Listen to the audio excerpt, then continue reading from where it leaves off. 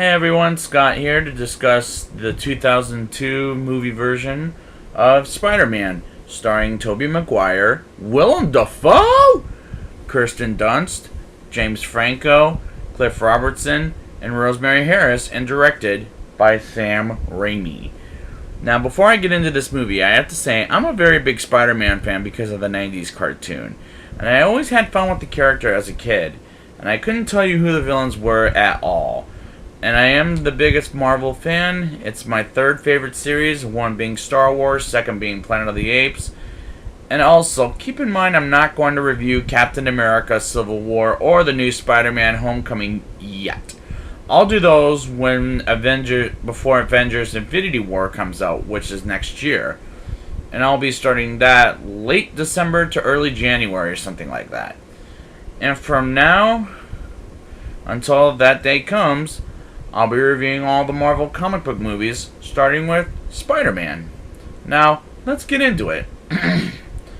I like the opening credits because we see the webbings of how Spider-Man's suit becomes what it is in the comic books and in this movie.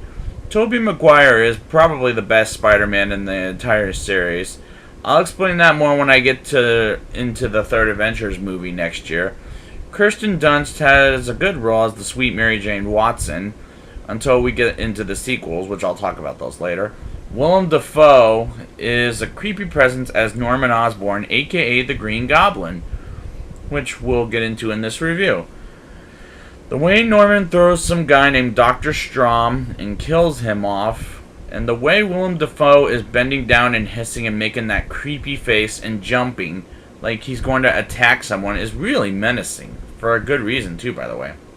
When Peter Parker, played by Tobey Maguire, discovers he can create a spiderweb on the lunch tray and turns into a fight with Flash Thompson was a brilliant move for the movie to go, especially for Peter to discover his powers.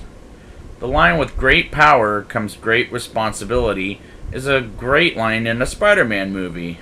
Oscar winner Octavia Spencer, from The Help, is in this movie as a wrestling sign-up lady. I like that cameo from a future Oscar winner. The wrestling scene with Bonesaw McGraw is a good fight.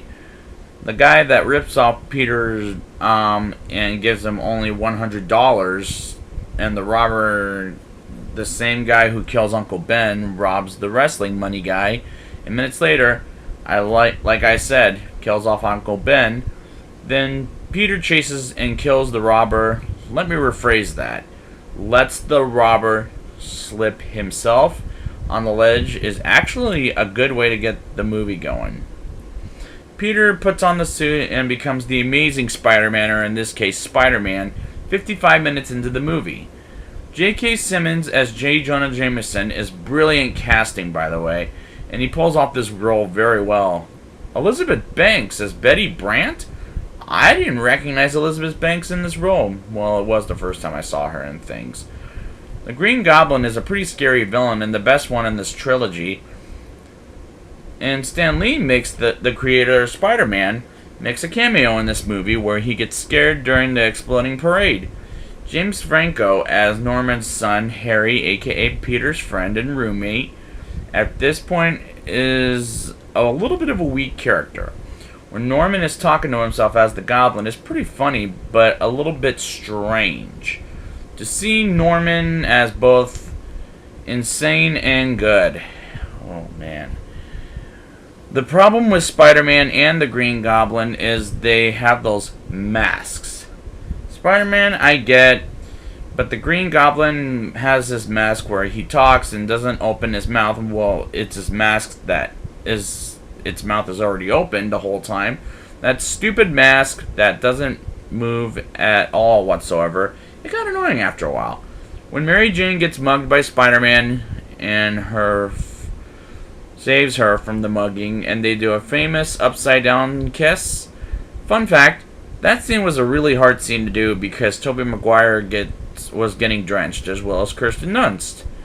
Spider-Man and the Green Goblin have a fight in the fire. It was a good action sequence, especially Spider-Man's moves when the Green Goblin has these spike scissors that come for him. When Peter's blood drips on the ground in the Peter's room, at his apartment by the way, that moment I was in suspense when I first saw this in theaters in 2002, but now I'm still scared for Peter despite me seeing this movie half a dozen times. Spider-Man saving Mary Jane and the trolley car full of kids is a heroic scene for the movie.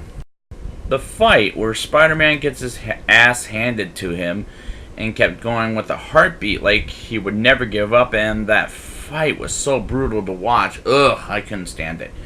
When Norman gets himself killed by his own glider and says what Mary Jane said earlier in the movie, "Don't tell Harry," when they say it, like with Mary Jane's case, "Don't tell Harry about her job at a diner called Moondance." And Norman's was, "Don't tell Harry that he was the villain," when Harry believes Spider-Man killed off his father.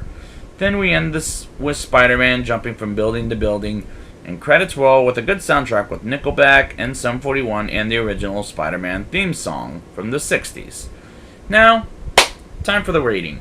I'll give this movie a 8.9 out of 10. I've seen this movie dozens of times and never get tired of it. It was really tightly paced and very well done and made movie. As far as the special effects goes, it was really the best looking Spider-Man out of all the movies. Well, we'll see how Tom Holland goes for you guys this summer, but I'm gonna wait till next year to review that before Avengers Infinity War. So I'll be back next week for Spider-Man 2. So until next time, with great power comes great responsibility.